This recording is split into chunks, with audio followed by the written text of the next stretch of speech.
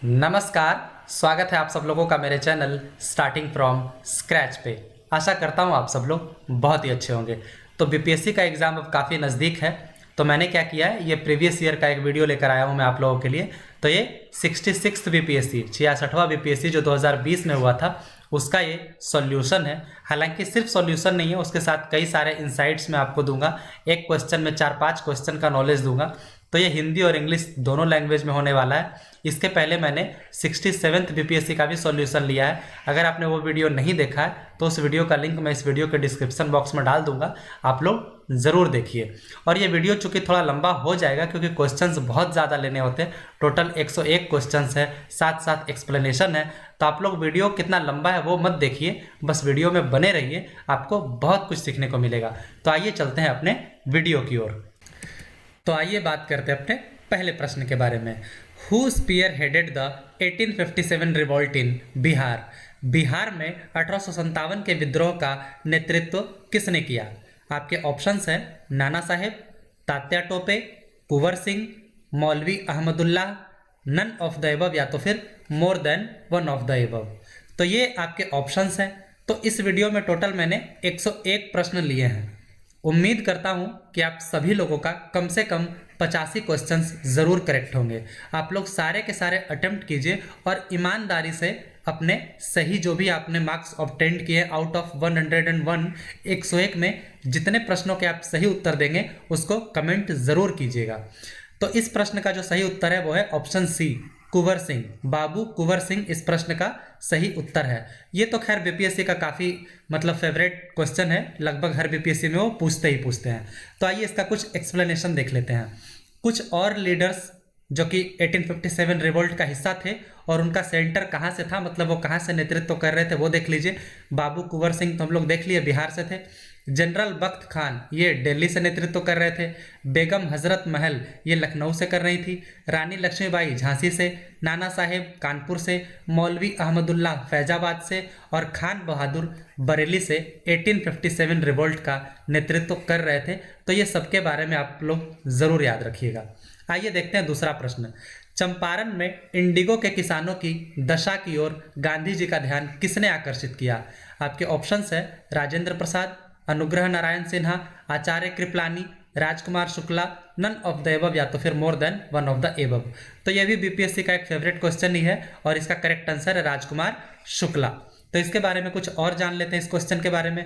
तो वो सेशन था 31वां सेशन कांग्रेस का चल रहा था, लखनऊ में हो रहा था 1916 में, जब राजकुमार शुक्ला वहाँ पहुँच गए थे और वो गांधी जी से मिले और उन्होंने अपनी व्यथा बताई कि हमारे ज़िले में, मतलब चंपारण ज़िले में कैसे अंग्रेज लोग हमारे साथ व्यवहार कर रहे हैं।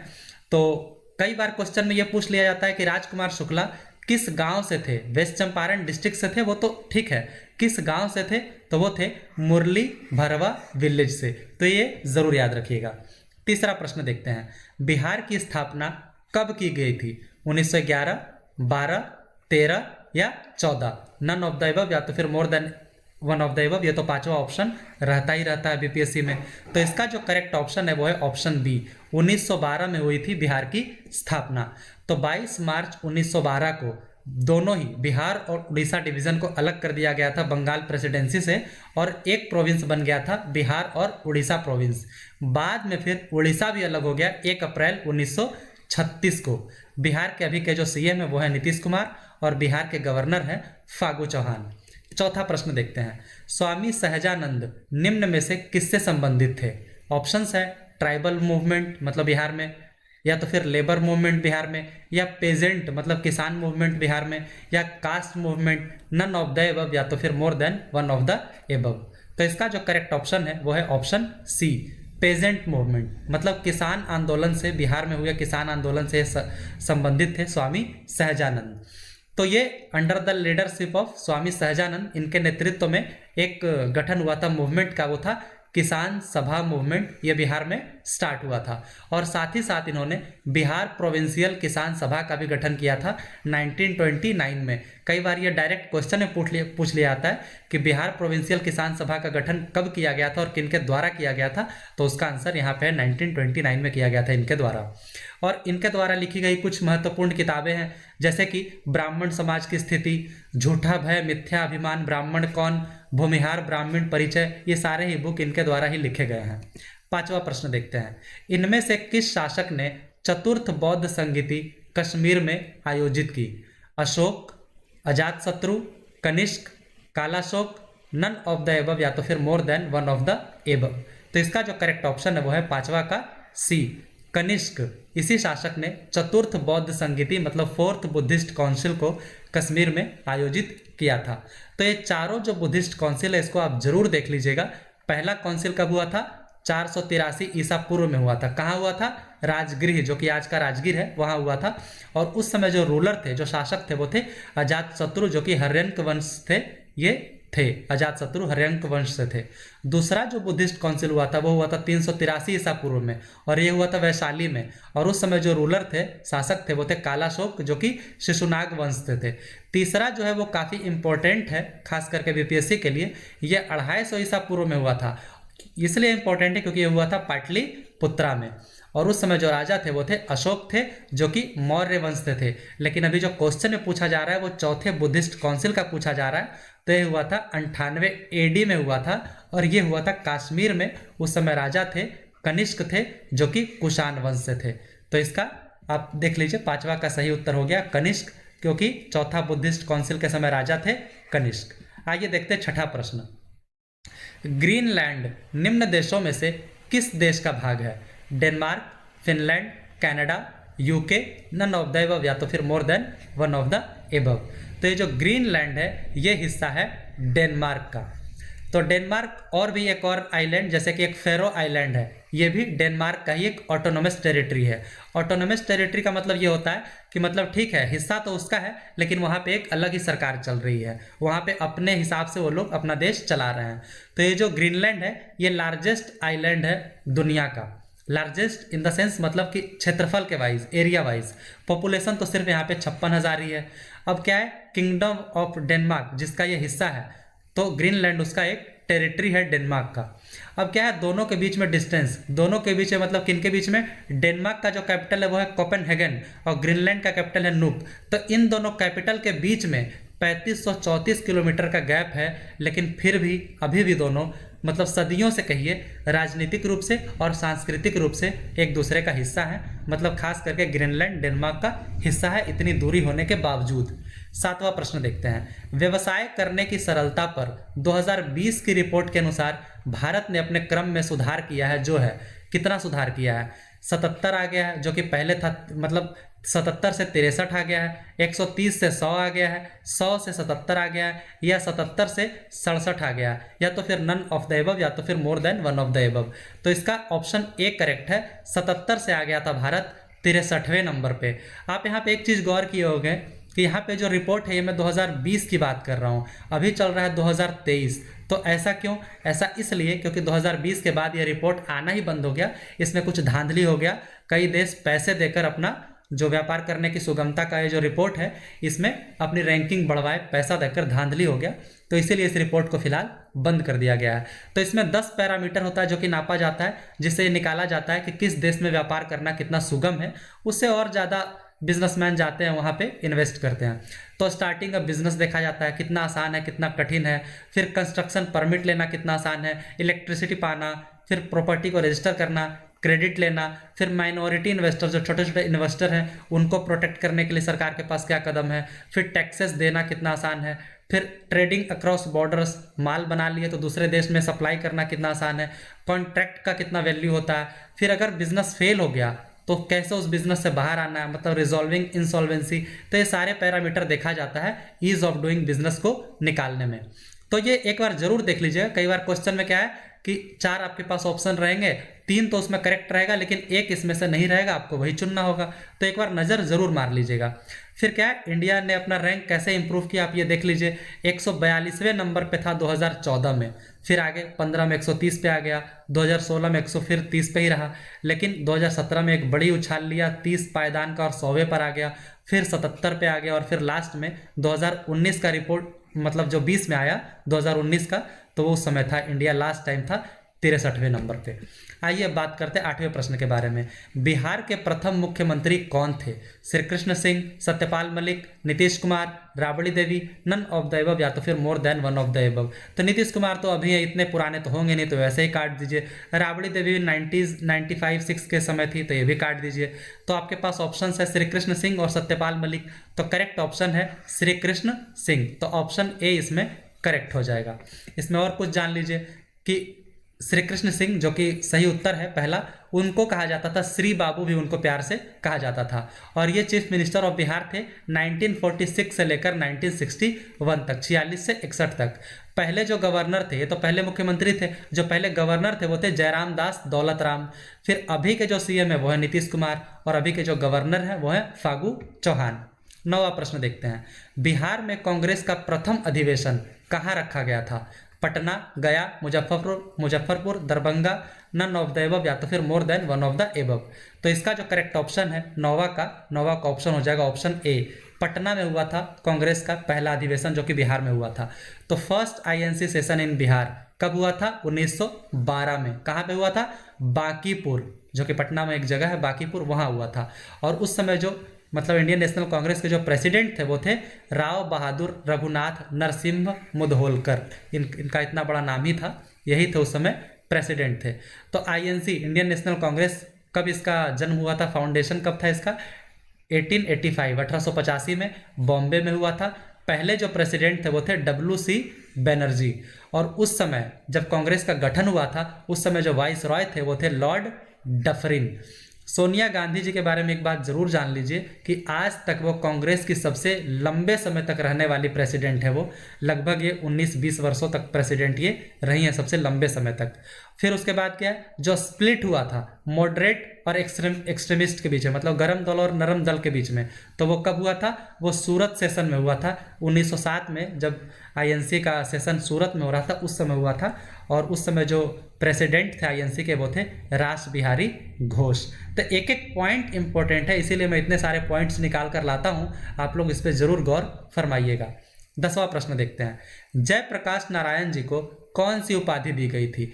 प्रजाहितेच्छु, लोकनायक, लोकमान्य, राष्ट्रनायक, नन ऑफ द एबव या तो फिर more than one of the above. तो 10वां का जो करेक्ट है वो है लोकनायक, इनको उपाधि दी गई थी जयप्रकाश नारायण जी को।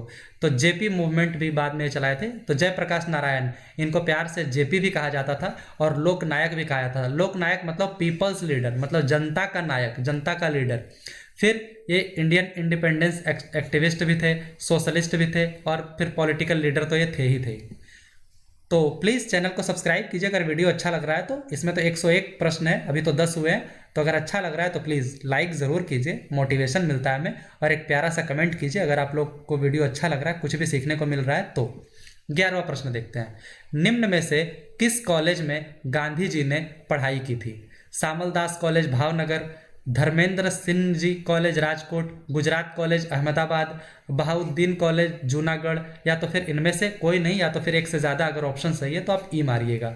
तो 11वां का जो करेक्ट है वो है सामल दास कॉलेज भावनगर में महात्मा गांधी जी ने पढ़ाई की थी। तो इन्होंने प्राइमरी एजुकेशन तो राजकोट में ही किया था। फिर बाद में इन्होंने मैट्रिकुलेशन किया था अल्फ्रेड हाई स्कूल से। फिर बाद में जनवरी 1888 में इन्होंने सामल दास कॉलेज भावनगर में एडमिशन लिया था, जो कि एक डिग्री देने वाली कॉलेज थी। और उस समय उस रीजन में बस एक ही डिग्री देने वाली कॉलेज थी, और वो यही थी सामल दास कॉलेज भावनगर में। 12वां प्रश्न देखते हैं। इनमें से किसने 1857 के विद्रोह में सक्रिय भाग लिया था? नाना साहेब कानपुर से, बेगम हजरत महल लखनऊ से, मौलवी अहमदुल्ला फैजाबाद से, बेगम जीनत महल दिल्ली से, नन ऑफ द एबव या तो फिर more than one of the above. तो नाना साहेब कानपुर से लिए थे, बिल्कुल सही है। बेगम हजरत महल लखनऊ से लिए थे, भी बिल्कुल सही है। मौलवी अहमदुल्ला फैजाबाद से लिए थे। यहाँ पे है किन्होंने सक्रिय भाग लिया था पूछ रहा है, तो तीनों ही लिए थे, मतलब मोर than one of the above. तो 12वां का जो करेक्ट ऑप्शन हो जाएगा ऑप्शन ई हो जाएगा। ई ऑप्शन आपको तब मारना है जब या तो इन चारों में से एक भी सही नहीं हो, या तो फिर एक से ज़्यादा सही हो, तो ई ऑप्शन आपको मारना है। तो फिर देखिए, नाना साहेब कानपुर से, जैसा कि मैंने आपको बताया, मौलवी अहमदुल्ला फैजाबाद से, बेगम हजरत महल लखनऊ से थी, ये नेतृत्व कर रही थी 1857 के युद्ध में। तो मोर than one of the above हो जाएगा, मतलब ऑप्शन ई। 13वां प्रश्न देखते हैं। बिहार के 3 कठिया पद्धति में नील की खेती के लिए भूमि का कितना भाग अमानत रखा जाता था? मतलब कि अंग्रेज लोग जबरदस्ती नील की खेती करवाते थे, तो वहाँ पे वो नियम चलाए थे 3 कठिया पद्धति, मतलब कि 1 कट्ठा में तीसरा भाग आपको नील की खेती के लिए एकदम रखना ही रखना है। तो वो 3 कठिया कितना होता था? 1/10, 1/3, 3/20, 3/25, या तो फिर एक से ज़्यादा सही हो तो, या तो फिर कोई सही ना हो तो, ये ऑप्शन आपको लेना है। तो 13वां का जो करेक्ट है वो है ऑप्शन सी, 3/20। यही था 3 कठिया सिस्टम, जिससे किसान लोग काफ़ी परेशान थे। तो 3 कठिया सिस्टम क्या था? मतलब इसमें फार्मर्स को डिक्टेट किया गया था, मतलब उन पे ये मानना ही मानना था उन लोगों को कि 3/20 एग्रीकल्चरल लैंड जो था वो मतलब नील की खेती के लिए उनको रखना ही रखना होता था। 14वां प्रश्न देखते हैं। दांडी यात्रा कितने दिन तक चली थी? 10 दिन, 20 दिन, 24 दिन, 30 दिन, या तो फिर इनमें से कोई नहीं, या तो फिर इनमें से एक से ज़्यादा अगर करेक्ट ऑप्शन है तो। 14वां का जो करेक्ट आंसर हो जाएगा ऑप्शन सी, 24 दिनों तक चला था दांडी यात्रा। इसके बारे में और कुछ जान लीजिए। इसको साल्ट सत्याग्रह मार्च भी कहा जाता है, दांडी मार्च भी कहा जाता है, साल्ट मार्च भी कहा जाता है, या तो साल्ट सत्याग्रह, ये चारों ही नाम इसके हैं। कुछ भी आप कह के बुला लीजिए इस सत्याग्रह को। यह स्टार्ट हुआ था 12 मार्च 1930 को। कहाँ से कहाँ गई थी? साबरमती आश्रम से दांडी तक जाना था, इसीलिए दांडी यात्रा इसको कहा गया। तो 24 दिनों तक ये हुआ था और ये खत्म हुआ था 6 अप्रैल 1930 को। अब ये था क्या? ये एक डायरेक्ट एक्शन कैंपेन था। किस लिए? टैक्स को रेसिस्ट करने के लिए, मतलब टैक्स को मना करने के लिए। तो अंग्रेज लोग ये क्या थे कि पर्सनल कंजप्शन के लिए भी नमक बनाने से मना कर दिए थे। चूंकि गांधी जी इसमें इन्वॉल्व हैं तो आप मान लीजिए कि नॉन वायलेंट प्रोटेस्ट ही हो गया। किस लिए? British salt monopoly. मोनोपोली मतलब होता है एकाधिकार। ब्रिटिश लोग बोले थे कि सिर्फ हम ही लोग नमक बना सकते हैं, बाकी कोई नहीं बनाएंगे। उसी के विरोध में गांधी जी ने यह सत्याग्रह किया था। अब इसमें हुआ क्या था? कितना किलोमीटर चलना था? 385 किलोमीटर। अगर इसको आप माइल में कन्वर्ट कीजिएगा तो आ जाएगा 239 माइल। साल्ट सत्याग्रह अब ये जान लीजिए कि बिहार में कब स्टार्ट हुआ था। ये तो इंडिया में हुआ था, गुजरात से शुरू हुआ था। बिहार में जब ये आया था तब ये हुआ था 16 अप्रैल से लेकर 21 अप्रैल 1930 तक ये चला था। और ये चूंकि गांधी जी के दांडी मार्च से ही इंस्पायर्ड था, ये लोग चाहते थे कि हम लोग बिहार में भी कुछ करें, तो बिहार में इन लोगों ने यही किया। ये जो सॉल्ट लॉ था, नमक कानून, इसको इन्होंने प्यार से तोड़ा, मतलब कि एक नॉर्मल वे से, अहिंसात्मक रूप से। किस लिए? कि इन्होंने अपने राइट, जो हमारा अधिकार है नमक बनाने का पर्सनल कंजम्पशन के लिए, उसको रिक्लेम करने के लिए ये सत्याग्रह किया गया था। 15वां प्रश्न देखते हैं। किस दिल्ली सुल्तान ने रक्त एवं लौह की नीति अपनाई? Iltutmish, Balban, Alauddin Khilji, Mohammad bin Tughlaq, none of the above, या तो फिर more than one of the above. तो इसका जो करेक्ट आंसर है वो है ऑप्शन बी, बलबन। घियासुद्दीन बलबन ने रक्त एवं लौह की नीति अपनाई थी। तो दिल्ली सल्तनत में टोटल 5 वंश थे और इसका कार्यकाल था 1206 से लेकर 1526 AD। 1526 जब मुगल सल्तनत स्टार्ट हो गया। तो 5 वंश कौन कौन से थे? स्लेव डायनेस्टी, मतलब कि गुलाम वंश, खिलजी वंश, तुगलक वंश, सैयद वंश और लोधी वंश। तो ये जो घियासुद्दीन बलबन था जिसने रक्त एवं लौह की नीति अपनाई थी, वो था गुलाम वंश से। और ये सत्ता में कब आया था? 1266 में, और 21 साल तक ये पावर में रहा था और 1287 में इसकी मृत्यु हुई थी। तब तक ये सत्ता में था और इसने अपने आप को एक टाइटल दिया था, टाइटल ऑफ जिले इलाही, मतलब शैडो ऑफ गॉड, मतलब भगवान की परछाई। इसका सबसे बड़ा कंट्रीब्यूशन क्या था कि इसने चालीसा के पावर को खत्म कर दिया था, जो कि बार बार हस्तक्षेप करती थी राजपाट में। तो इससे क्या हो गया कि दिल्ली सल्तनत एक स्टेबल हो गया, एक स्टेबिलिटी प्रदान किया। तो इसने क्या किया था कि ये चालीसा के पावर को खत्म करने वाला राजा कौन था? तो वो था घियासुद्दीन बलबन। आइए देखते हैं 16वां प्रश्न। बंगाल विभाजन के प्रत्याघात के रूप में कौन सा आंदोलन शुरू हुआ था? Non cooperation movement, civil disobedience movement, Swadeshi movement, Purna Swaraj movement, या तो फिर इनमें से कोई नहीं, या तो फिर एक से ज़्यादा तो ई। तो 16वां का जो करेक्ट ऑप्शन है वो है ऑप्शन सी, स्वदेशी मूवमेंट शुरू हुआ था। जब बंगाल विभाजन शुरू हो गया था तो उसके बाद इसके विरोध में स्वदेशी मूवमेंट स्टार्ट हुआ था। तो ये अनाउंस कब हुआ था बंगाल विभाजन? ये हुआ था 20 जुलाई 1905 को अनाउंस हुआ था। और उस समय कौन था वाइस रॉय? तो वो था लॉर्ड कर्जन। और ये इम्प्लीमेंट कब हुआ? इम्प्लीमेंट हुआ था 16 अक्टूबर 1905। तो ये डेट जरूर याद रखिएगा। तो स्वदेशी मूवमेंट स्टार्ट हुआ था 1905 में, इसी को अपोज करने के लिए, बंगाल विभाजन को अपोज करने के लिए। तो इसमें क्या हुआ था, बॉयकॉट किया जा रहा था ब्रिटिश प्रोडक्ट्स को, ब्रिटिश प्रोडक्ट जो भी थे उसको बॉयकॉट करना था, और जो डोमेस्टिक प्रोडक्ट था उसको रिवाइव करना था जो कि बंद हो चुका था। तो इस तरीके से इसका विरोध किया जा रहा था। फिर लॉर्ड कर्जन ने कहा कि बंगाल का पार्टीजन मतलब काफ़ी ज़रूरी है, और उसने इसका वजह ये दिया कि एडमिनिस्ट्रेशन करने में काफ़ी मुश्किलें हो रही है। लेकिन एक्चुअल रीज़न ये नहीं था। एक्चुअल रीज़न तो यही था कि डिवाइड करना है बंगालियों को, रिलीजियस मैटर पे, टेरिटोरियल मैटर पे डिवाइड करना है, जिससे क्या है बंगाल में जो राष्ट्रवाद चल रहा है वो कहीं ना कहीं कम हो जाए। 17वां प्रश्न देखते हैं, जनजाति और जिले के निम्न जोड़ों में से कौन सा जोड़ा सही नहीं है, आपको ये बताना है कौन सा जोड़ा सही नहीं है। संथाल बाका ये बिल्कुल सही है, मुंडा जमुई ये गलत है, ये जोड़ा सही नहीं है, मुंडा जमुई में नहीं मिलते हैं, ओरांव सुपौल में मिलते हैं बिल्कुल सही है, खारवार भागलपुर में मिलते हैं, तो मतलब ऑप्शन बी इसका करेक्ट हो जाएगा। आइए देखते हैं एक्सप्लेनेशन। बिहार में टोटल 30 जनजातियां हैं जो कि नोटिफाइड है, और जो उसमें सबसे मेन है वो है संथाल, ओरांव, मुंडा, हो, खरवार, खरिया और भूमिज। और यही सब जो जनजाति हैं 7 जनजाति, यही टोटल जनजातियों के 86% तो यही सब जनजाति हैं। और टोटल 3/4 ट्राइबल पॉपुलेशन जो है बांका, जमुई, किशनगंज, अररिया और मधेपुरा का वो है संथाल। तो यहाँ पे क्वेश्चन में क्या पूछा जा रहा था, संथाल बांका में है, ये मैंने बोला था सही है, बिल्कुल देखिए संथाल बांका में है। ओरांव देखिए कहाँ पे है, सुपौल में है, लगभग 70% इसका पॉपुलेशन जो है एसटी पॉपुलेशन जो है सुपौल का वो है ओरांव। तो ओरांव देखिए सुपौल में है, ये भी बिल्कुल सही हो जाएगा। इसके अलावा खरवार भागलपुर में है, ये भी देखिए बिल्कुल सही हो जाएगा, खरवार भागलपुर में। लेकिन मुंडा जो है जमुई में, ये ऑप्शन गलत हो जाएगा, क्योंकि मुंडा का जो हाईएस्ट है पाया जाता है वो है कटिहार डिस्ट्रिक्ट में। तो इस तरीके से ऑप्शन बी इसमें गलत हो गया था, तो यही मतलब सही हो गया, मतलब आंसर के रूप में सही हो गया, लेकिन ये जो मैच के रूप में गलत हो गया। 18वां प्रश्न देखते हैं, निम्न में से किस महाद्वीप में सबसे अधिक देश हैं, Europe, Asia, Africa, north America या इनमें से कहीं नहीं।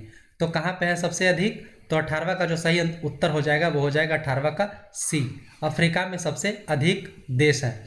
तो टोटल 7 जो महाद्वीप है, Asia, Europe, Africa, north America, south America, Australia और एंटार्क्टिका। तो अफ्रीका में टोटल 54 जो है फुल्ली रिकॉग्नाइज्ड सोवरेन कंट्रीज है सबसे ज़्यादा, एशिया में 48 है, यूरोप में 44 है, साउथ अमेरिका में 14 देश है।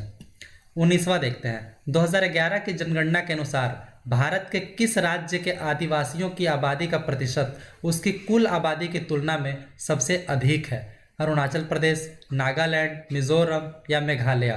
तो 19वां का जो करेक्ट है वो है मिजोरम, तो ऑप्शन सी इसमें सही हो जाएगा। तो स्टेट या यूटी कहीं की भी बात हो रही है, तो highest percentage of tribal population to its total population, total आबादी में जो ट्राइबल पॉपुलेशन का मतलब आबादी है उसके अनुसार है, तो मिजोरम में 94.4%, हालांकि इससे ज़्यादा लक्षद्वीप में है, लेकिन चूंकि वो ऑप्शन में नहीं है 94.8, इसीलिए मिजोरम यहाँ पे करेक्ट हो गया है। और जो सबसे कम है वो है उत्तर प्रदेश में, सिर्फ है 0.6% इसकी टोटल आबादी का। और भील जनजाति जो है इंडिया में सबसे बड़ा ट्राइबल ग्रुप है, सबसे ज़्यादा इसी के लोग हैं भील के। 20वां प्रश्न देखते हैं, प्रकाश वर्ष ये किसकी इकाई है, टाइम की, स्पीड की, डिस्टेंस की, इंटेंसिटी ऑफ लाइट की। तो 20वां का जो करेक्ट है वो है डिस्टेंस का, दूरी नापने के लिए इसका यूज होता है प्रकाश वर्ष का।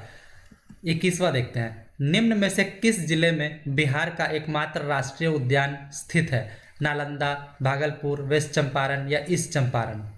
तो इसका जो करेक्ट आंसर हो जाएगा वो हो जाएगा वेस्ट चंपारण, पश्चिमी चंपारण में बिहार का जो एकमात्र राष्ट्रीय उद्यान है वहाँ स्थित है। हालांकि बिहार में टोटल 12 वाइल्ड लाइफ सेंचुरीज है, और उसमें से देखिए वाल्मीकि वन्य प्राणी सेंचुरी, उदयपुर वन्य प्राणी सेंचुरी, ये दोनों है वेस्ट चंपारण में, एक तो नेशनल पार्क है और ये दोनों सेंचुरी भी यहीं पे है।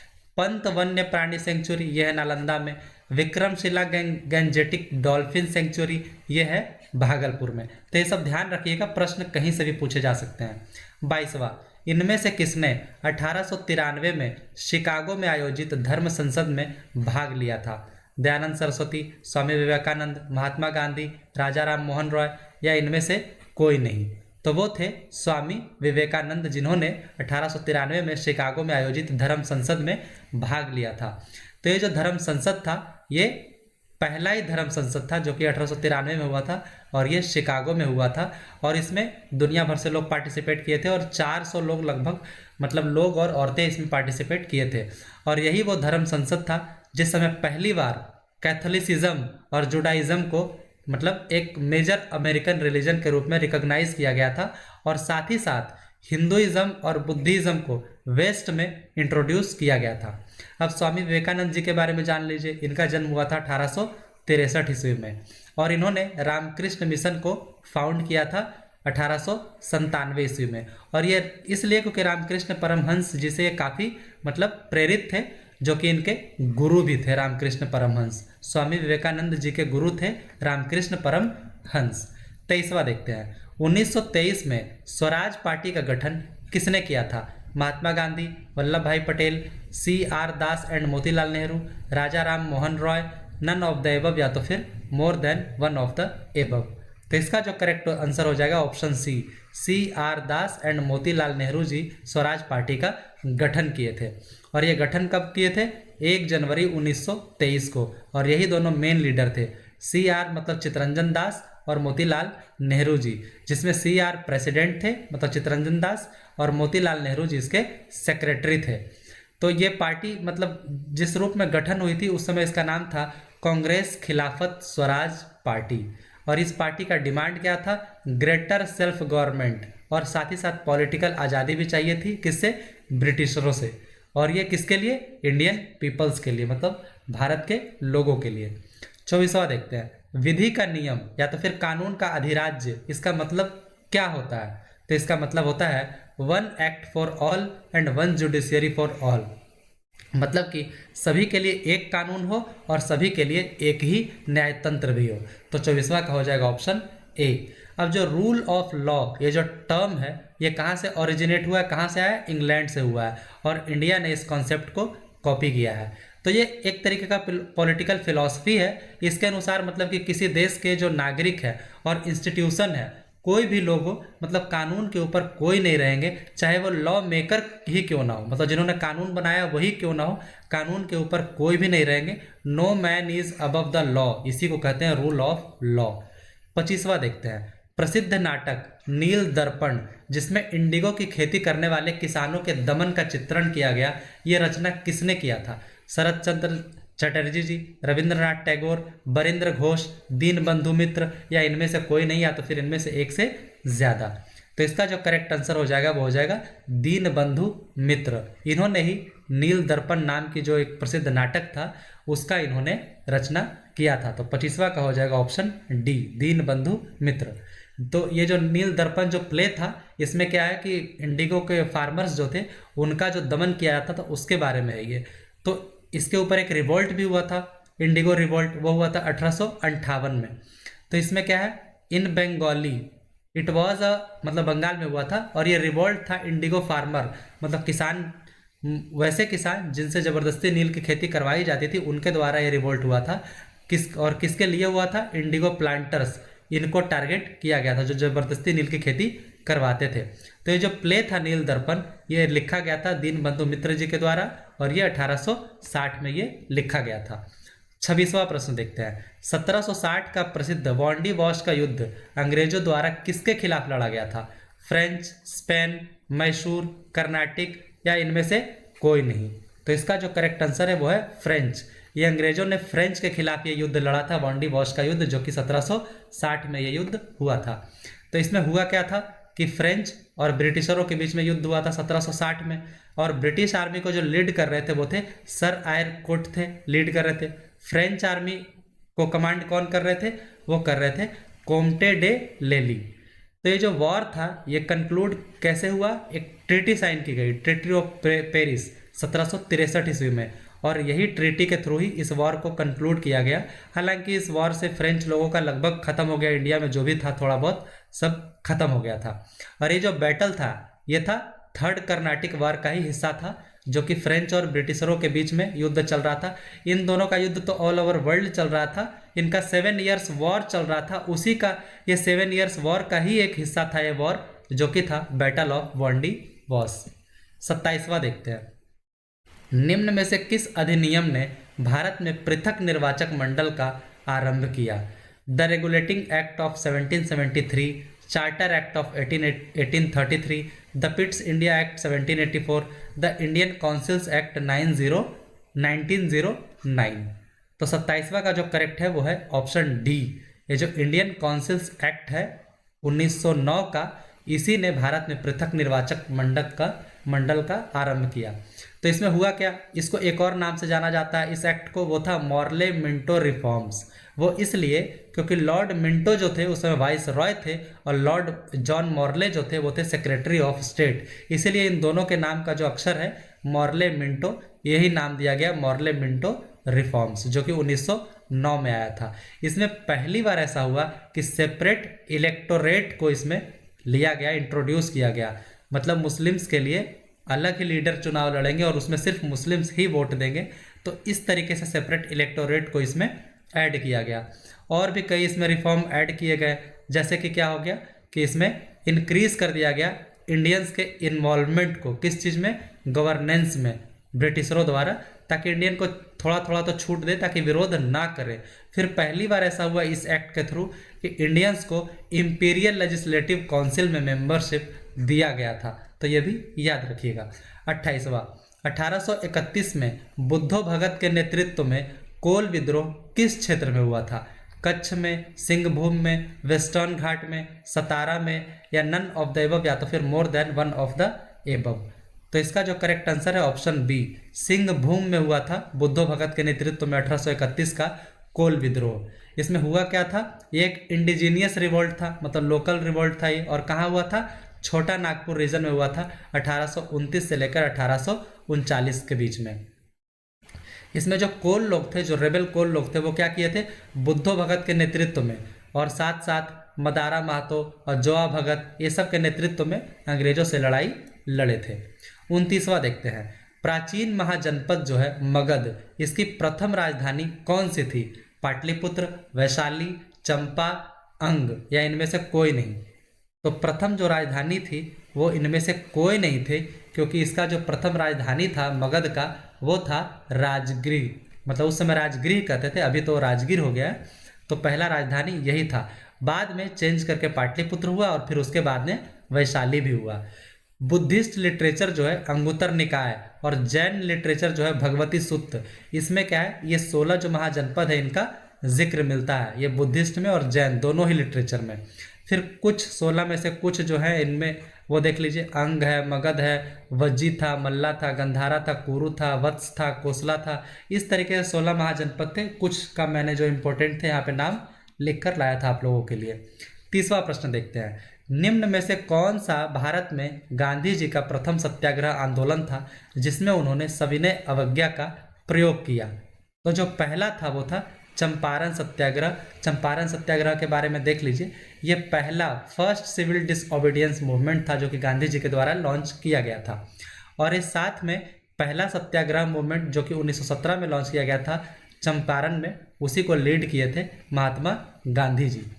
और ये क्या है, ये था क्या, ये बेसिकली फार्मर अपराइजिंग था, मतलब फार्मर का एक विरोध हो रहा था अंग्रेजों के खिलाफ।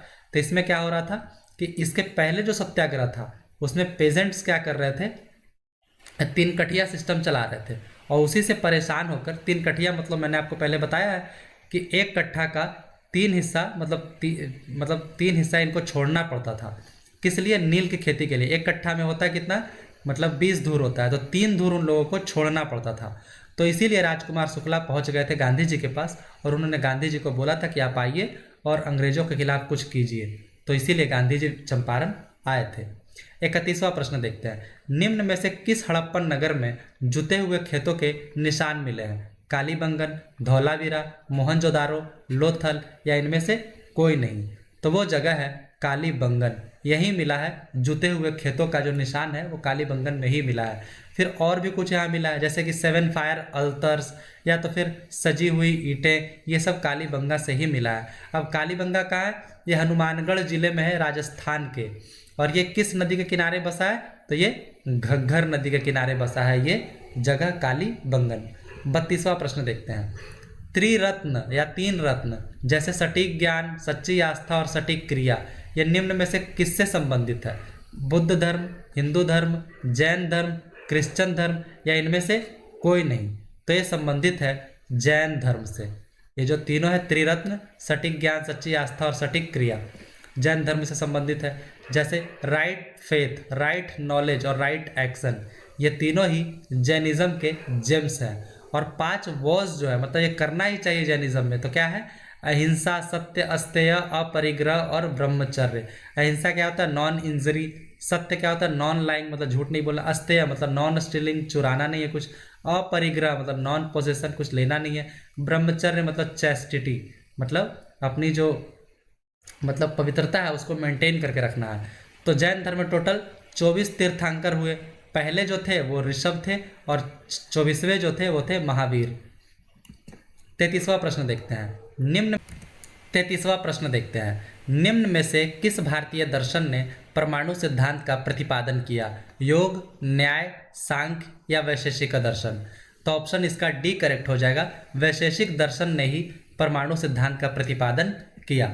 इंडियन एटॉमिक थ्योरी है, यह प्रपोज किया गया था किसके द्वारा? महर्षि कनाद के द्वारा, जो कि वैशेषिका स्कूल ऑफ फिलॉसफी के फाउंडर थे महर्षि कनाद। इसी के द्वारा इंडियन एटॉमिक थ्योरी को प्रपोज किया गया। महर्षि कनाद को एक और चीज़ से जाना जाता है, फादर ऑफ इंडियन एटॉमिज्म, मतलब कि भारतीय परमाणुवाद का जनक इनको माना जाता है। 34वां, भौगोलिक क्षेत्र की दृष्टि से भारत के निम्न जिलों में से कौन सा जिला सबसे बड़ा है? लेह, कच्छ, जैसलमेर या तो फिर बाड़मेर? तो ये है 34वां का। अगर आप देखिएगा तो करेक्ट आंसर हो जाएगा ऑप्शन बी। कच्छ जो है ये सबसे बड़ा जिला माना जाता है एरिया वाइज, इसलिए क्योंकि कच्छ का जो एरिया है वो है 45,674 स्क्वायर किलोमीटर, जबकि लेह का है 45,110 स्क्वायर किलोमीटर। माहे जो है पौंडीचेरी में, ये सबसे छोटा डिस्ट्रिक्ट माना जाता है एरिया वाइज, सिर्फ 9 स्क्वायर किलोमीटर है ये।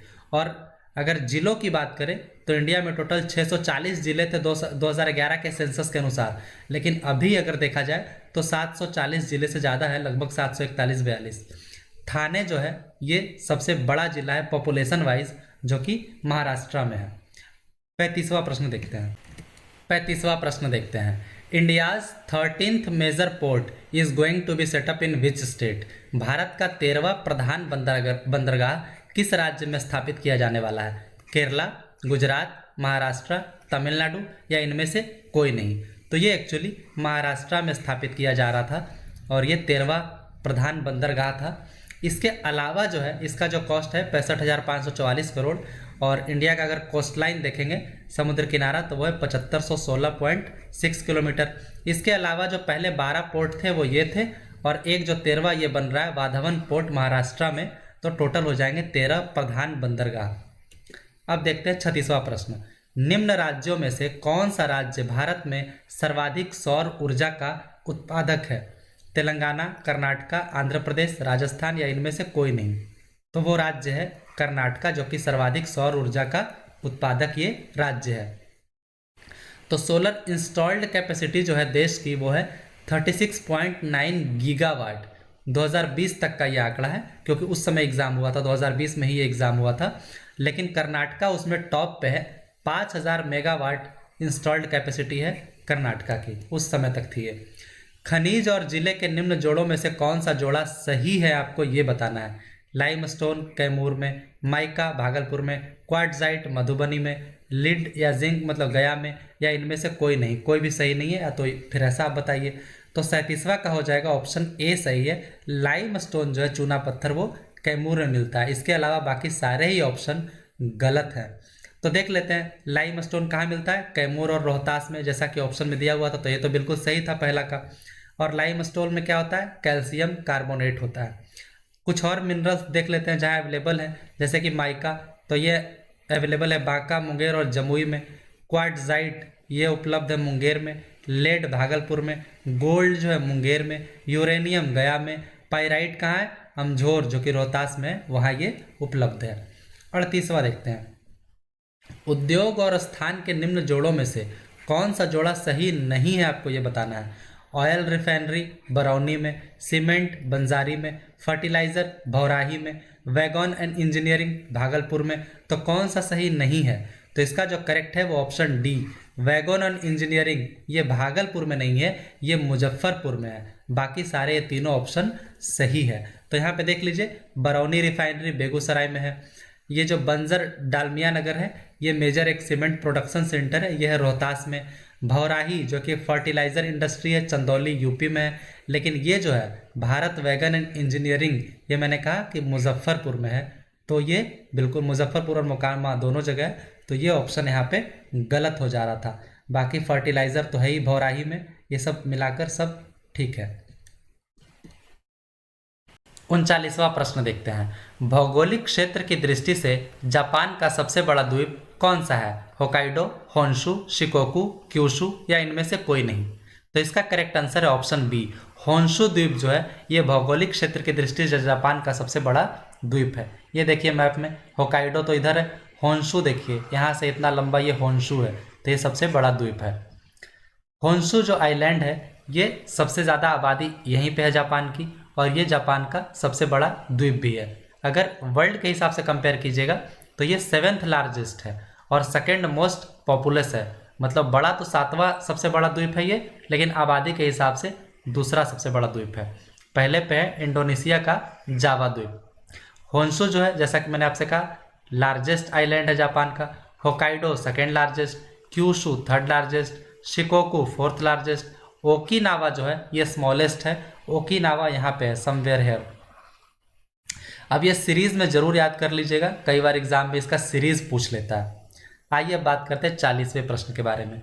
बिहार के निम्न प्रशासनिक विभागीय जोड़ों में से किस जोड़े से गंगा नदी नहीं बहती है? दरभंगा मुंगेर, पूर्णिया भागलपुर, तिरहुत सारण, कोसी और मगध। तो इसका जो करेक्ट आंसर है वो है ऑप्शन डी, कोसी और मगध। ये जो प्रशासनिक विभाग है यहाँ से गंगा नदी नहीं बहती है, तो ये करेक्ट आंसर हो जाएगा। आइए इसका कुछ एक्सप्लेनेशन देख लेते हैं। बिहार राज्य जो है ये 38 जिलों में बटा हुआ है और 9 डिविजन्स में। 9 डिवीज़न कौन कौन से हैं? पटना, सारण, तिरहुत, पूर्णिया, भागलपुर, दरभंगा, कोसी, मगध और मुंगेर। अब बिहार स्टेट जो है उसको गंगा नदी क्या करती है? 2 अनइक्वल पार्ट्स में बांटती है, नॉर्थ बिहार और साउथ बिहार। और होता क्या है कि जो गंगा नदी एकदम बीच से जाती है, वेस्ट से ईस्ट की ओर। तो ये 40 क्वेश्चन हो गए। अगर आप लोग को वीडियो अच्छा लग रहा है तो प्लीज़ चैनल को सब्सक्राइब कीजिए, लाइक कीजिए और एक प्यारा सा कमेंट ज़रूर कीजिए, मेरे लिए तो बहुत मोटिवेशन का काम करती है। 41वां प्रश्न देखते हैं। बिहार राज्य के कुल भौगोलिक क्षेत्र की तुलना में समस्त वन क्षेत्र का प्रतिशत कितना है? 7.27, 6.87, 3.21 या 12.77%? तो एक्चुअली इसका करेक्ट आंसर ऑप्शन ई हो जाएगा, क्योंकि इसमें है 7.76% है। तो आइए इसका एक्सप्लेनेशन में देख लेते हैं। बिहार राज्य का टोटल ज्योग्राफिकल एरिया कितना है? 94,163 किलोमीटर, 94,163 स्क्वायर किलोमीटर है। इसमें से 7305.99 स्क्वायर किलोमीटर जो है ये एरिया फॉरेस्ट से कवर है। और लेकिन जो परसेंटेज में अगर देखिएगा तो टोटल ज्योग्राफिकल एरिया का मात्र 7.76% जो है वो फॉरेस्ट से कवर है, जो कि नेशनल एवरेज जो कि 23.3% है उससे काफ़ी कम है। आइए देखते हैं 42वां प्रश्न। बंगाल में द्विशासन प्रणाली किसके द्वारा लागू की गई? द्विशासन प्रणाली, Warren Hastings, William Bentinck, Robert Clive, Lord Curzon या इनमें से कोई नहीं? तो ये एक्चुअली ऑप्शन सी करेक्ट हो जाएगा। रॉबर्ट क्लाइव के द्वारा ये द्विशासन प्रणाली को लागू किया गया था और ये इंट्रोड्यूस किया गया था बंगाल में रॉबर्ट क्लाइव के द्वारा। तो गवर्नर ऑफ बंगाल था रॉबर्ट क्लाइव, कब था? 1757 से 60, और बाद में 1765 में बना था। फिर 2 सालों तक ये बंगाल का गवर्नर रहा था। तो इंट्रोड्यूस किया गया था 1765 में रॉबर्ट क्लाइव के द्वारा, बाद में इसको 1772 में हटा दिया गया वैरेन हेस्टिंग्स के द्वारा। तो इसमें होता क्या था कि कंपनी कलेक्ट करती थी दीवानी राइट, मतलब रेवेन्यू कलेक्ट करती थी दीवानी राइट के अंतर्गत, और जो राजा था उसके पास अधिकार था एडमिनिस्ट्रेशन पावर को लेकर। तो वैरेन हेस्टिंग्स बाद में इस ड्यूअल सिस्टम को हटा दिया था, जो कि रॉबर्ट क्लाइव ने स्टार्ट किया था। 43वां प्रश्न देखते हैं। बिहार के निम्न जिलों में से किस जिले में पीडमेंट स्वयं मिट्टी पाई जाती है? मधुबनी, भागलपुर, वेस्ट चंपारण, सीतामढ़ी या इनमें से कोई नहीं? तो ये एक्चुअली पश्चिमी चंपारण में ये मिट्टी पाई जाती है, पीडमेंट स्वयं मिट्टी। और पश्चिमी चंपारण के भी नॉर्थ वेस्टर्न पार्ट में ये पाई जाती है। जो बिहार का सबसे कॉमन सॉइल है वो है गैंजेटिक एल्यूवियम। ये जो सॉइल है ये सबसे मतलब कॉमन सॉइल है, ये पाई जाती है ज़्यादातर। Sand soil, clay soil, loamy soil ये भी बिहार में काफ़ी कॉमन है। अब अगर तेराई सॉइल की बात करें तो ये नेपाल के बॉर्डर पे पाई जाती है, जो कि ईस्टर्न बिहार पार्ट में है। 44वां देखते हैं। दिसंबर 2018 तक के अनुसार विश्व के निम्न देशों में से किस देश में सबसे अधिक भारतीय आबादी है? यूएई, मलेशिया, यूके या तो फिर यूएसए। तो सबसे ज़्यादा आबादी है कहीं पे तो वो है USA, United states of America. तो टोटल 18 मिलियन पीपल जो इंडिया के हैं वो बाहर रहते हैं। अब अगर इसमें देखा जाए तो सिर्फ यूएसए में ही 4.5 मिलियन भारतीय रहते हैं, यूएई में रहते हैं 3.4 मिलियन। तो सबसे ज़्यादा चूँकि यूएसए हो गया है, तो इस हिसाब से। अब अगर बात करें परसेंटेज के हिसाब से तो यूएई का जो टोटल परसेंटेज है पॉपुलेशन का उसमें 27% सिर्फ भारतीय हैं। तो अगर परसेंटेज के हिसाब से देखिएगा तो यूएई में सबसे ज़्यादा है। अब यूएई जो है वो 7 एमिरेट से मिलकर बना है, Abu Dhabi, Dubai, Sharjah, Ajman, Umm al Quwain, Fujairah, Ras al Khaimah, ये सब से मिलकर बना है यूएई। 45वां क्वेश्चन देखते हैं। निम्न देशों में से किस देश में 2019 में सालाना सबसे अधिक सोने का उत्पादन हुआ? तो ये हुआ है सबसे ज़्यादा चाइना में, दूसरे नंबर पे है ऑस्ट्रेलिया। तो पहले पे है टॉप 3 देखिए, चाइना, दूसरे पे ऑस्ट्रेलिया, तीसरे पे है रसिया। तो China was the largest producer of gold in the world in 2019। मतलब टोटल दुनिया का जो है 11% सोना अकेले चाइना ने ही प्रोड्यूस किया, दूसरे पे ऑस्ट्रेलिया और तीसरे पे रसिया था।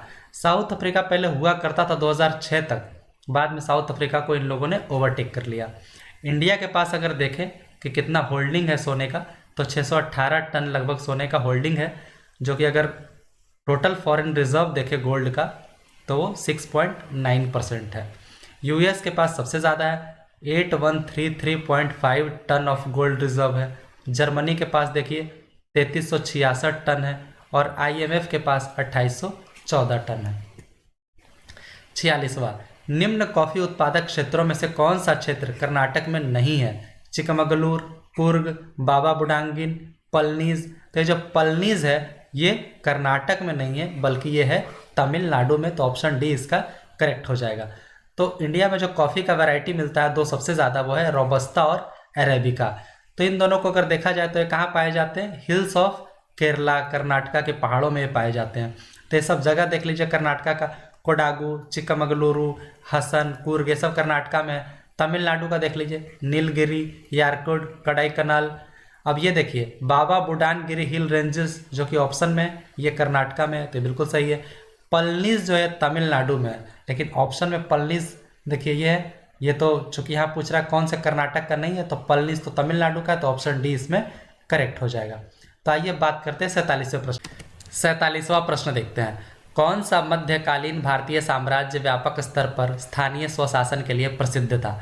चालुक्य, चोला, सोलंकी, परमार या इनमें से कोई नहीं? तो ये एक्चुअली चोला साम्राज्य था जो कि स्थानीय स्वशासन के लिए बहुत ही प्रसिद्ध था। वाइडली इसको जाना जाता था लोकल सेल्फ गवर्नमेंट के लिए। जो राजा था वो सुप्रीम अथॉरिटी होता था। तो चोला किंगडम डिवाइडेड था बहुत सारे मंडलों में, और वो मंडल डिवाइड थे उपमंडल में, और फिर वो आगे डिवाइड थे इच्चकोटम में अलग अलग। तो इस तरीके से ये दर्शाता है कि मतलब एकदम लोकल सेल्फ गवर्नमेंट एकदम नीचे तक थी, मतलब कि डिसेंट्रलाइजेशन ऑफ पावर था, सत्ता का विकेंद्रीकरण था चोला अंपायर में। 48वां देखते हैं। भारत के किस राज्य में वन्य जीव अभ्यारण्य सबसे अधिक संख्या में है? कर्नाटका, तमिलनाडु, महाराष्ट्र, मध्य प्रदेश या इनमें से कोई नहीं? तो ये एक्चुअली सबसे ज़्यादा अगर कहीं है तो वो है महाराष्ट्र में। इस ऑप्शन दिए गए ऑप्शंस में से अगर ऐसे बात करेंगे तो अंडमान एंड निकोबार में सबसे ज़्यादा है 94, लेकिन ऑप्शन में चूंकि महाराष्ट्र है वहाँ 49 सबसे ज़्यादा है, कर्नाटका में 35 है, तमिलनाडु में 30 है, मध्य प्रदेश में 24 है। 49वां देखते हैं। बिहार में प्रवाहित होने वाली निम्न नदियों में से उत्तर की ओर प्रवाहित होने वाली कौन सी नदी है? बागमती, कमला, कोसी और गंडक या इनमें से कोई नहीं? तो मैप देख लीजिए, तो बागमती है, तो ये तो देखिए बागमती उत्तर से दक्षिण आ रही है, तो ये तो गलत हो जाएगा। कमला भी उत्तर से दक्षिण आ रही है, ये भी गलत है। कोसी भी उत्तर से दक्षिण आ रही है, ये भी गलत है। गंडक भी उत्तर से दक्षिण आ रही है, ये भी गलत है। तो यही चारों यहाँ पे ऑप्शन में थे। तो इसका मतलब है करेक्ट ऑप्शन हो जाएगा ई, क्योंकि ये सारे ही दक्षिण की ओर प्रवाहित होने वाली नदी है। यहाँ पे पूछ रहा है उत्तर की ओर प्रवाहित होने वाली कौन सी नदी है। तो इस हिसाब से अगर देखें तो अब चूंकि आगे एक्सप्लेनेशन देखते हैं। गंगा जो है ये तो मेन रिवर है बिहार का, बिहार को दो भाग में बांट देता है। और ये कहाँ इंटर होता है, ये चौसा में ये इंटर होता है बिहार में। फिर इसके बाद देखिए बागमती, पुनपुन, गंडक, सोन, कोसी, ये सब इम्पोर्टेंट ट्रिब्यूटरीज है गंगा रिवर का। कोसी जो है ये इसको बिहार का सौरो मतलब बिहार का शोक भी कहा जाता है कोसी को। अगर नॉर्थ फ्लोइंग रिवर्स देखना है तो आप इधर से देख सकते हैं, सोन, पुनपुन, फल्गु, ये सब नॉर्थ फ्लोइंग रिवर हो जाएगा। 50वां देखते हैं, निम्न हिमालय पर्वत श्रेणियों में से किस पर्वत श्रेणी को अटल टनल पार करती है? जांस्कर, वेस्टर्न पीर पंजाल, लद्दाख या ईस्टर्न पीर पंजाल, या इनमें से कोई नहीं। तो 50वां का जो करेक्ट आंसर है वो हो जाएगा ईस्टर्न पीर पंजाल।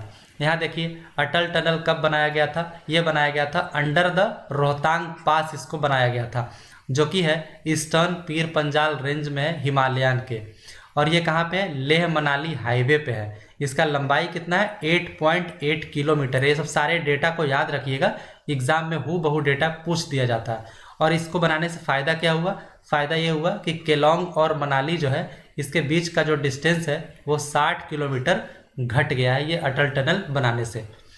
51वां देखते हैं, निम्न में 51वां देखते हैं, which one of the following is not the characteristic of decentralisation?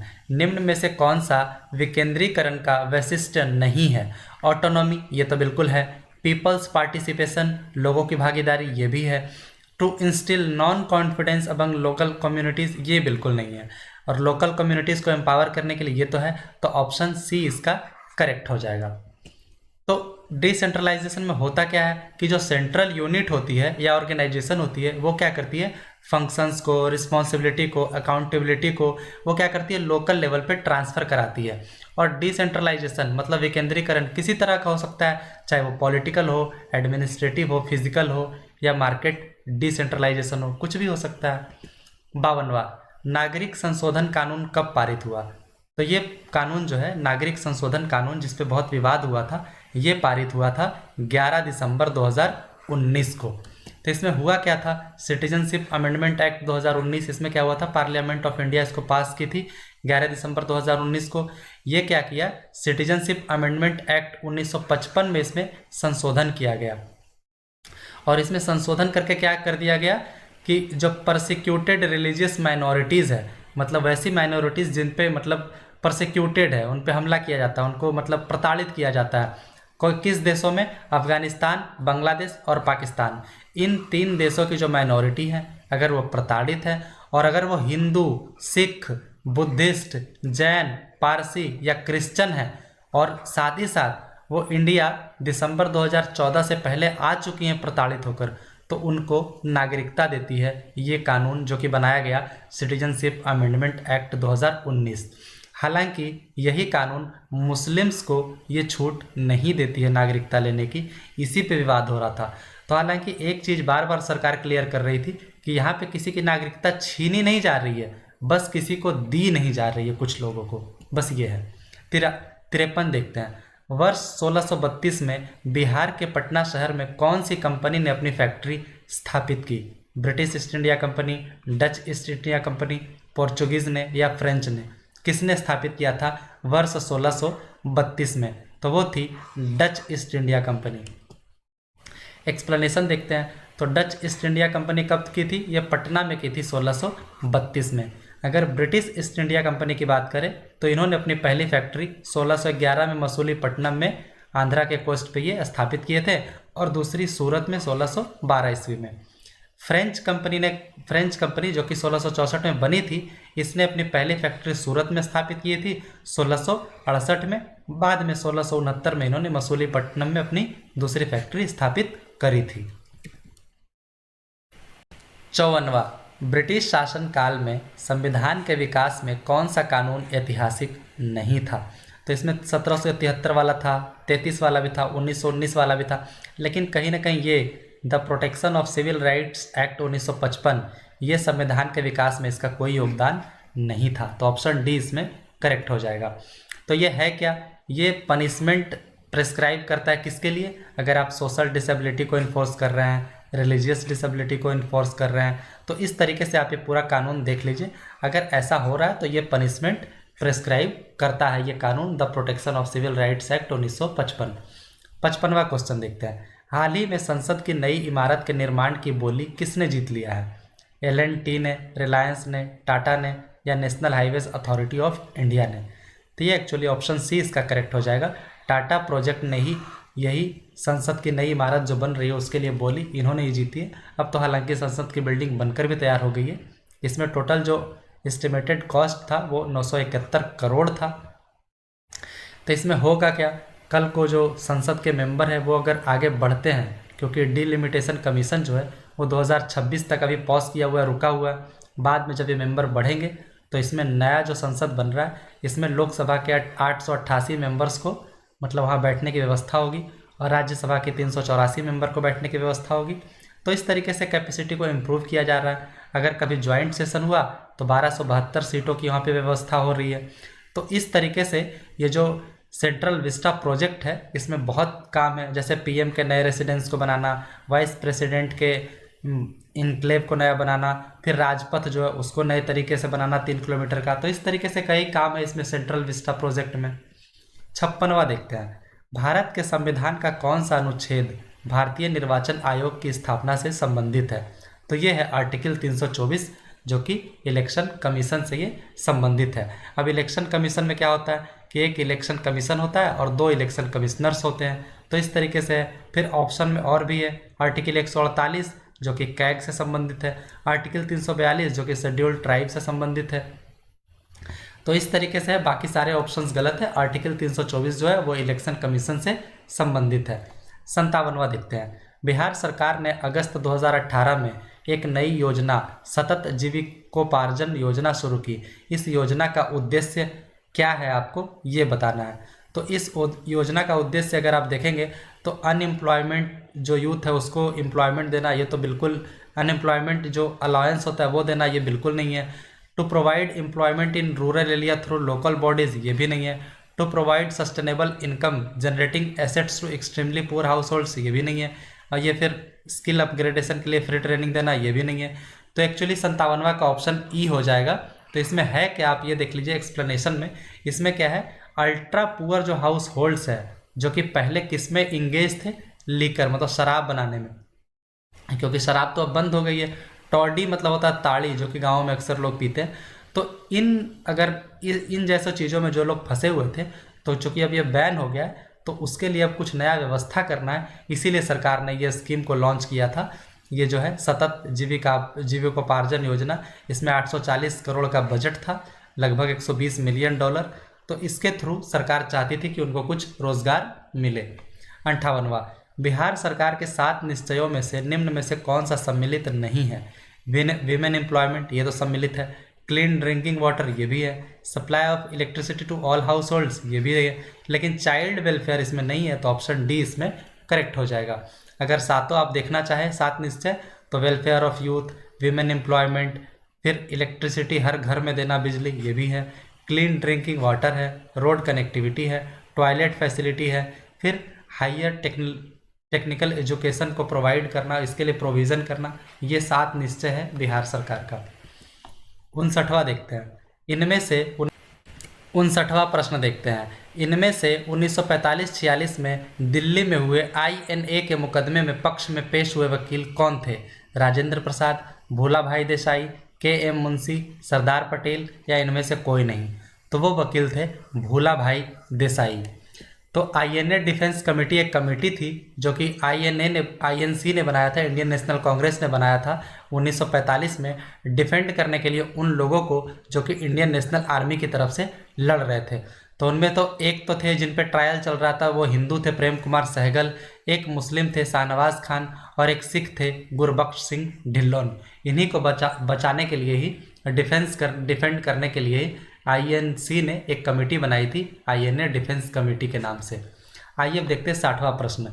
Madam कामा ने भारत के त्रिरंगी स्वतंत्रता ध्वज को कहाँ फहराया था।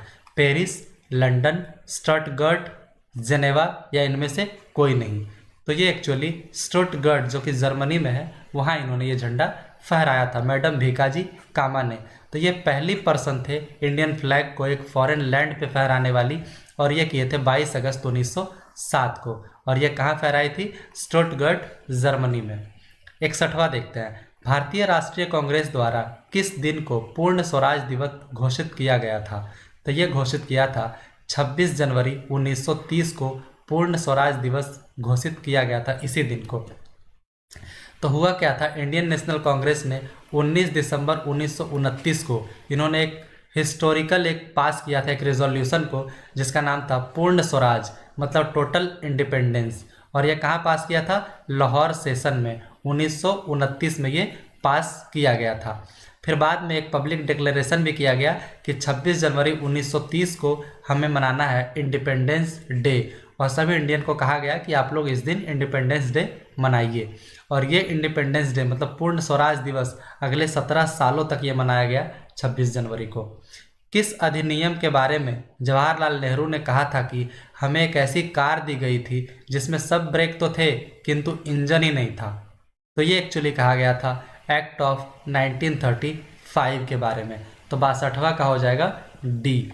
तो इसमें हुआ क्या था, ये एक्ट प्रोवाइड कर रहा था सेपरेट इलेक्टोरेट, किसके लिए? हिंदूज के लिए, मुस्लिम के लिए, सिख्स के लिए, यूरोपियंस के लिए, एंग्लो इंडियंस के लिए, इंडियन क्रिश्चियंस के लिए, सबके लिए सेपरेट इलेक्टोरेट ये दे रहा था। तो इससे ये लोग समझ गए कि कहीं ना कहीं ये एक हमला है हमारे देश की अखंडता के ऊपर। तो इसी के बारे में जवाहरलाल नेहरू जी ने कहा था कि ये a machine with strong brakes but no engine, मतलब ब्रेक तो है लेकिन इंजन नहीं है इस मशीन में। तो फिर बाद में इस एक्ट के बारे में और भी कुछ चीज़ें आई, जैसे कि इसमें क्या है, डायरेक्ट इलेक्शन को पहली बार इंट्रोड्यूस किया गया इस एक्ट के थ्रू, 1935 के एक्ट के थ्रू। फिर ये साइमन कमीशन जो था, जिसने डोमिनियन स्टेटस इंडिया के लिए मतलब प्रॉमिस किया था 1929 में, लेकिन बाद में 1935 जब ये एक्ट आया तो इसमें डोमिनियन स्टेटस का कोई जिक्र नहीं था। 63वां देखते हैं, दूध किसका घटिया स्रोत है? मतलब दूध में कम होता है, क्या होता है? कैल्शियम ये तो होता है, प्रोटीन भी होता है, लेकिन विटामिन सी दूध में नहीं होता है। तो विटामिन सी का ये बहुत ही घटिया स्रोत है दूध। तो विटामिन सी को एस्कॉर्बिक एसिड भी कहा जाता है। लेमन और ऑरेंज ये विटामिन सी का एक अच्छा स्रोत है। अब इसकी कमी से क्या होता है? स्कर्वी होता है। फिर क्या है, मसूड़ों में सूजन होता है इसी की कमी से, विटामिन सी की कमी से। अब मिल्क में कुछ प्रोटीन्स भी होते हैं जिसमें केस इन प्रोटीन सबसे मेन प्रोटीन है। और देखिए दूध में क्या क्या होता है, पानी 87.5% होता है, प्रोटीन 3.4% होता है, फैट 3.9% होता है, लैक्टोज और मिनरल्स ये 5.2% होता है। 64वां देखते हैं, रामविलास पासवान ने अपना राजनीतिक सफ़र किस राजनीतिक दल से प्रारंभ किया था? तो इन्होंने किया था संयुक्त सोशलिस्ट पार्टी, इसी पार्टी से ही इन्होंने अपना राजनीतिक दल आरंभ किया था। फिर 1979 में क्या किए, बिहार लेजिस्लेटिव असेंबली में चुने गए। फिर ये लोकसभा में पहली बार 1977 में आए जनता पार्टी से, हाजीपुर इनकी कॉन्स्टिट्यूंसी थी। और इन्होंने बाद में लोक जनशक्ति पार्टी बनाई 2000 में, जिसको अभी इनके पुत्र जो है चिराग पासवान वो अभी इस पार्टी को लीड कर रहे हैं। 65वां देखते हैं, बिहार के राजनीतिज्ञ स्वर्गीय रघुवंश प्रसाद सिंह पहली बार किस लोकसभा के लिए निर्वाचित हुए थे? तो ये पहली बार 11वीं लोकसभा के लिए निर्वाचित हुए थे। और ये कब हुए थे? 1996 में। इसकी जो कॉन्स्टिट्यूंसी थी वो थी वैशाली कॉन्स्टिट्यूंसी। और ये फिर लोकसभा में लगातार 5 बार ये सांसद बने, फिर यूनियन कैबिनेट भी बने। और इनका जो बिहार विधानसभा के लिए जो इनका कॉन्स्टिट्यूंसी था वो था बेल सांद कॉन्स्टिट्यूंसी। फिर 13 सितंबर 2020 को 74 साल की उम्र में एम्स में इनका निधन हो गया कोरोना के चलते। 66वां देखते हैं, जून 2020 में 36वां आसियान शिखर सम्मेलन वर्चुअली कहाँ आयोजित किया गया? तो ये वर्चुअली आयोजित किया गया था वियतनाम में, हानोई वियतनाम में ये आयोजित किया गया था 36वां आसियान समिट। थीम जो था वो था cohesive and responsive ASEAN.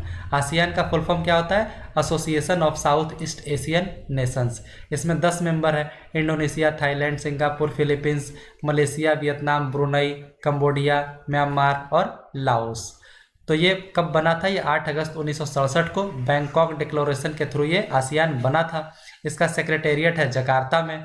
ASEAN अब एग्री कर गया है अपने 11वें मेंबर को ऐड करने के लिए, और वो है ईस्ट तिमोर। 67वां देखते हैं, इजराइल से शांति समझौता करने वाला पहला अरब देश कौन सा बना?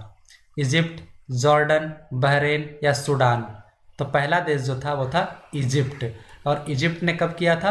ये फर्स्ट अरब स्टेट था जो कि एक पीस डील साइन किया था 1979 में। जॉर्डन ने किया था एक पीस पैक्ट, वो था 1994 में।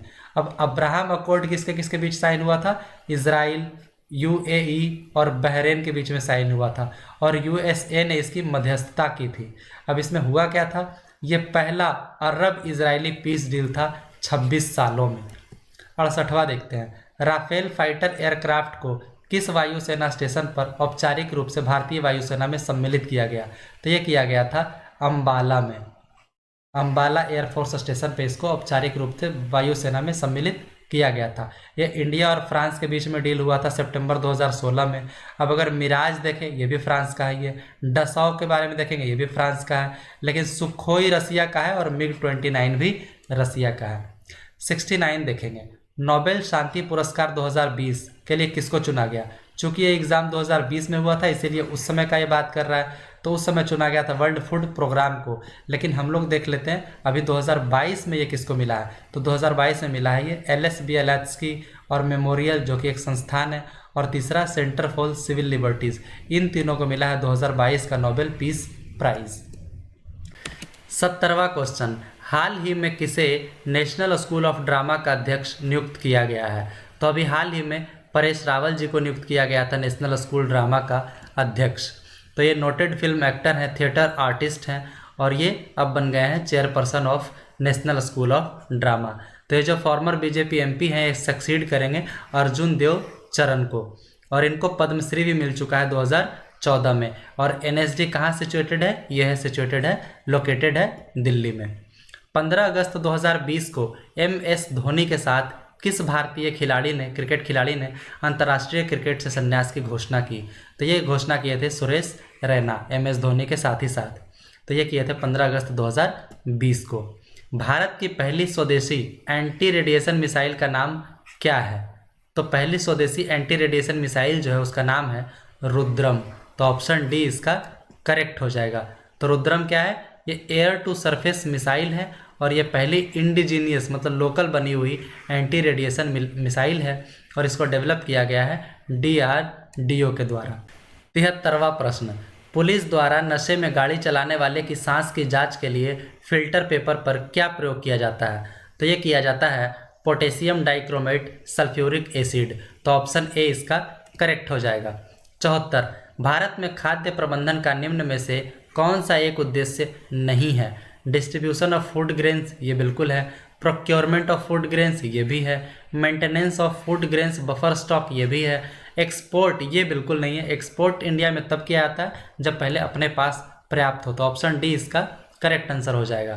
तो इसमें क्या है, ऑब्जेक्टिव क्या है फूड मैनेजमेंट पॉलिसी का? प्रोक्योरमेंट, डिस्ट्रीब्यूशन और बफर स्टॉक।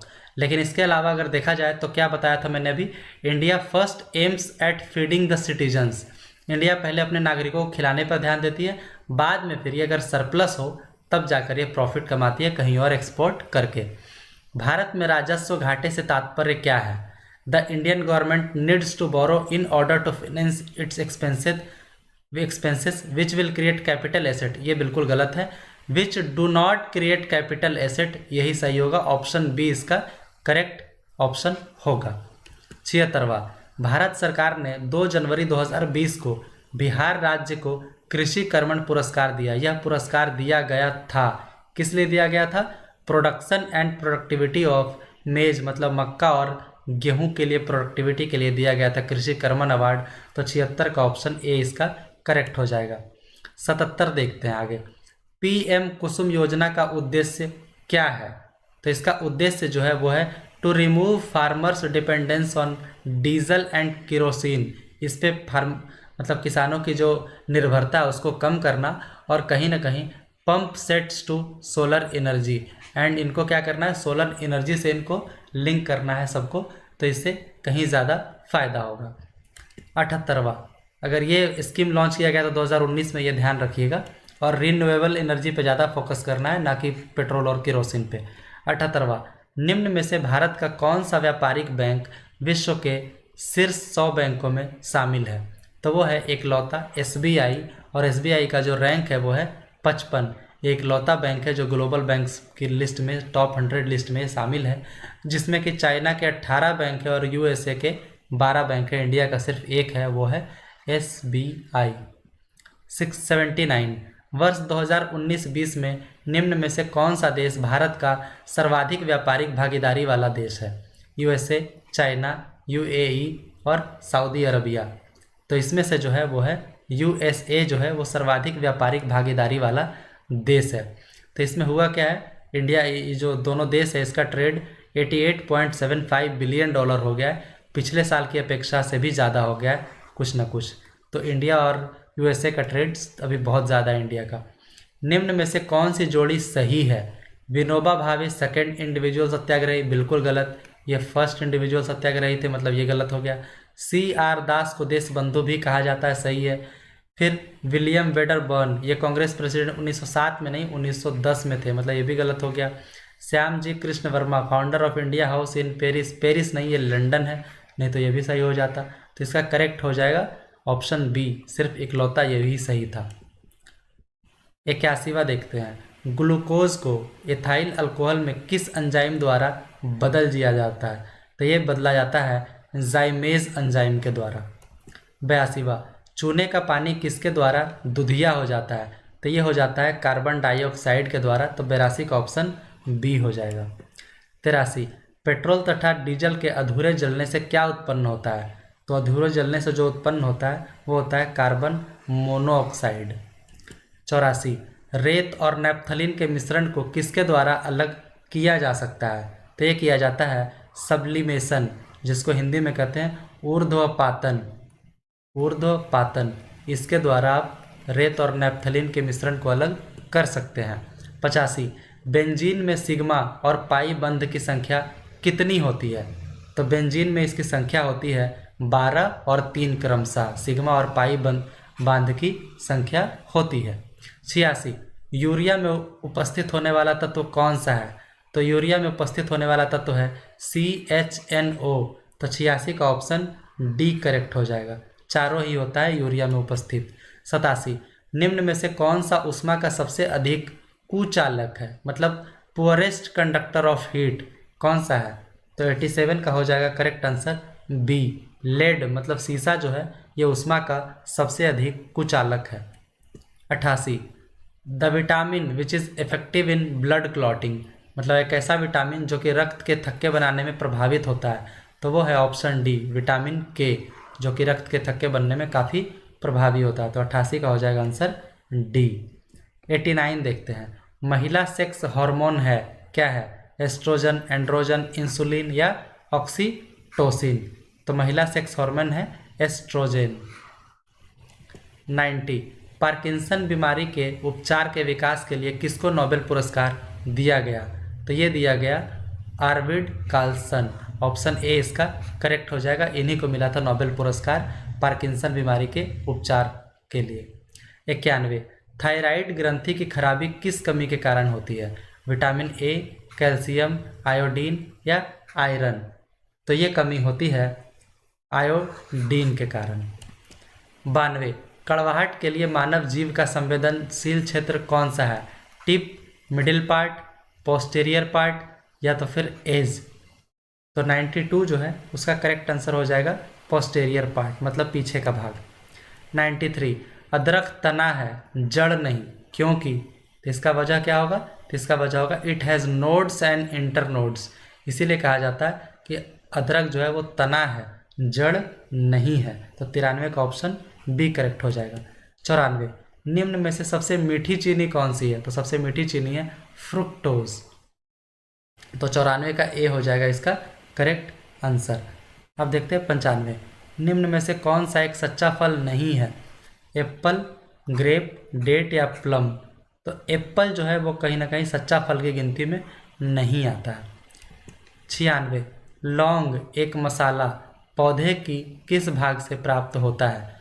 तो ये पौधे की जो फ्लावर बड होता है उस भाग से ये लौंग प्राप्त होता है। तो 96 का हो जाएगा आंसर डी। 97 देखते हैं, मांसपेशियों में दर्द के उपचार में उपयोग किया जाने वाला विकिरण कौन सा है? तो ये माइक्रोवेव विकिरण है। तो 97 का हो जाएगा बी। गर्म करने पर एक अर्धचालक का प्रतिरोध क्या होता है? तो गर्म करने पर क्या होगा? ये प्रतिरोध घटेगा। 99, पहला आदमी जिसने चांद पर अपना पैर रखा था वो कौन था? तो वो था नील आर्मस्ट्रॉन्ग। तो ऑप्शन बी इसका करेक्ट हो जाएगा। 100वां, हाल ही में कितने भारतीय समुद्र तटों को ब्लू फ्लैग सर्टिफिकेशन के लिए अनुशंसित किया गया है? तो ये एक्चुअली टोटल 8 समुद्र तट को या 8 इंडियन बीचों को मतलब ब्लू फ्लैग सर्टिफिकेशन देने के लिए अनुशंसित किया गया है। 101वां, इस अरब देश में पहला नाभिकीय ऊर्जा संयंत्र प्रारंभ किया गया है? इराक, सऊदी अरबिया, यूएई या इजिप्ट?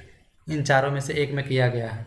तो वो है यूएई, जहाँ पे पहला नाभिकीय ऊर्जा संयंत्र प्रारंभ किया गया है। तो यही वो 101 क्वेश्चंस थे।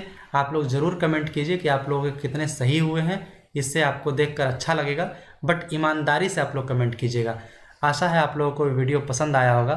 Thank you so much. Channel को प्लीज़ सब्सक्राइब कीजिए, वीडियो को लाइक कीजिए और एक प्यारा सा कमेंट ज़रूर कीजिए। Thank you.